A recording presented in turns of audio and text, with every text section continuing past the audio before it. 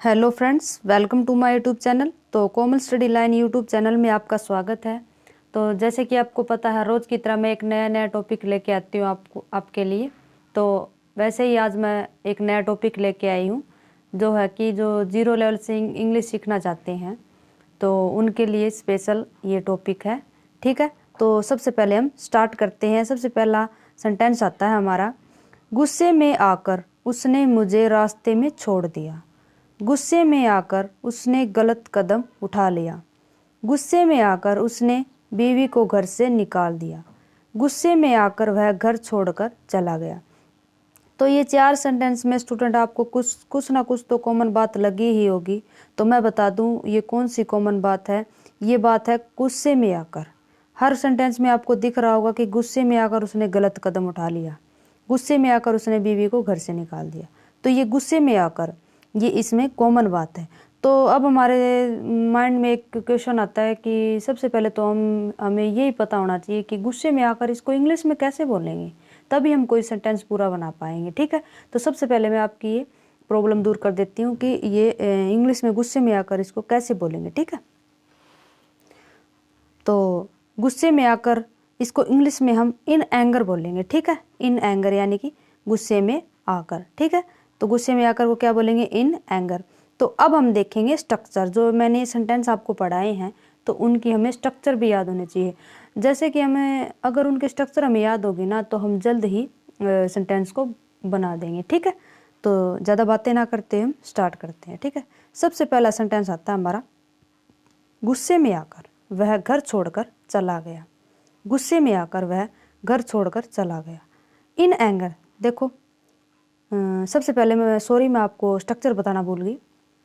In anger plus में subject आएगा, फिर प्लस में वर्ब की सेकंड फॉर्म आएगी, फिर प्लस में ऑब्जेक्ट आ जाएगा। सबसे पहले हम एंगर का प्रयोग करेंगे। ठीक है, फिर सब्जेक्ट आएगा, फिर वर्ब की सेकंड फॉर्म आएगी, फिर ऑब्जेक्ट आएगा। ठीक है, तो हमारा सेंटेंस आता है कि गुस्से में आकर, यानी कि इन एंगर। इन एंगर आ गया, फिर आएगा हमारा सब्जेक्ट। सब्जेक्ट ये इसमें है वह।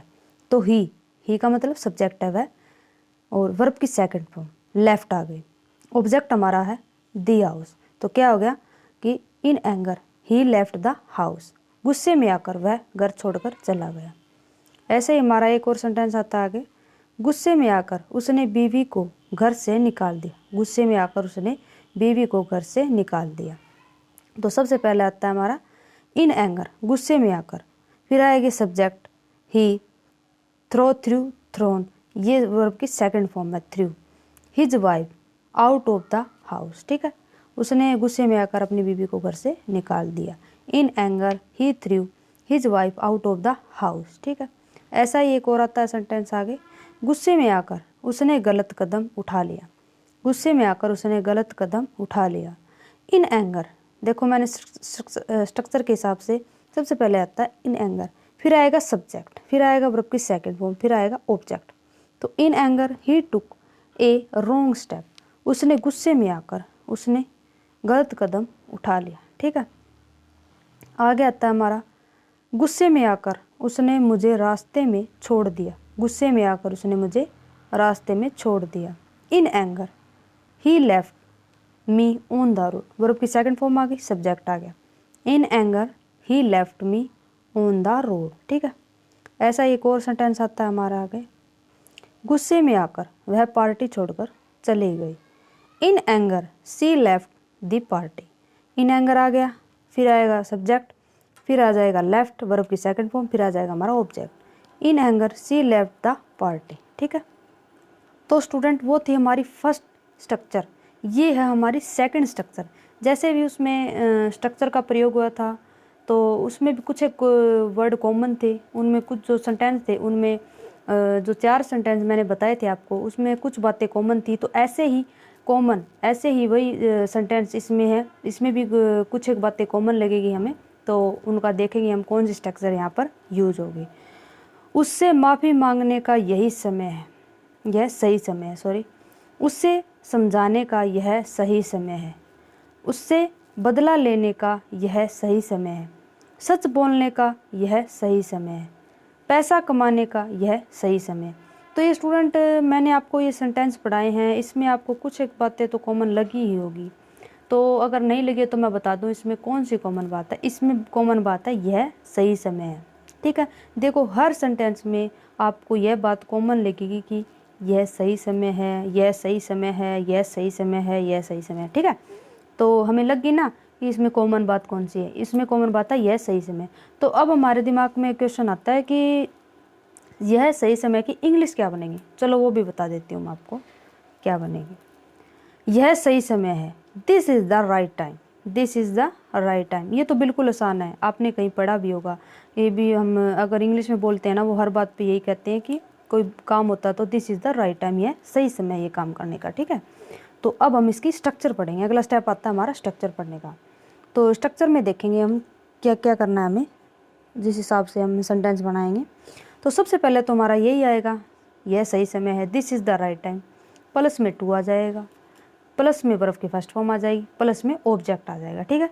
सबसे पहला आता है this is the right time, फिर आ जाएगा टू, फिर आ जाएगा वर्ब की फर्स्ट फॉर्म, फिर आ जाएगा ऑब्जेक्ट, ठीक है। तो अब हम स्ट्रक्चर के हिसाब से सेंटेंस देखते हैं कि सेंटेंस कैसे बनेंगे, ठीक है।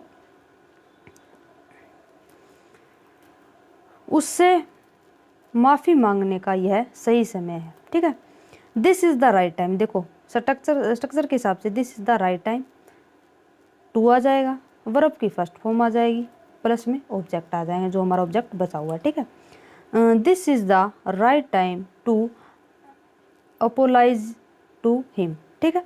उसे माफ़ी मांगने का यह सही समय है, ठीक है। आगे आता है हमारा ऐसा ही कुछ सेंटेंस है, पैसा कमाने का यह सही समय है, पैसा कमाने का यह सही समय है, this is the right time. देखो स्ट्रक्चर के हिसाब से सबसे पहला आएगा this is the right time, फिर आ जाएगा हमारा टू, फिर आ जाएगा वर्ब की फर्स्ट फॉर्म, फिर आ जाएगा ऑब्जेक्ट। तो सबसे पहला आता है this is the right time to earn money, ठीक है। पैसा कमाने का यह सही समय है, this is the right time to earn money, ठीक है। आगे आता है हमारा सच बोलने का यह सही समय है, ठीक है।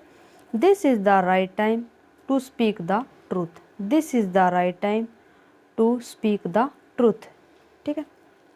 आगे आता है हमारा उससे बदला लेने का यह सही समय है, उससे बदला लेने का यह सही समय है, this is the right time to take revenge from him, ठीक है।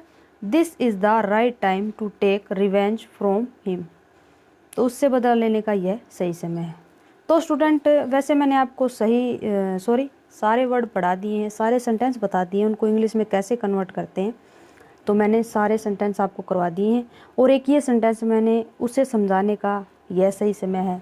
तो आपको ये सेंटेंस घर पे बना के देखना है कि आपको कितना का समझ में आ गया, कितना नहीं आया है, ठीक है। तो आप ये कर लेना। अगर आपको मेरी वीडियो थोड़ी सी भी हेल्पफुल लगी हो तो आप लाइक, कमेंट, शेयर, सब्सक्राइब कर देना। तो फिर नई वीडियो के साथ कल मिलते हैं। धन्यवाद।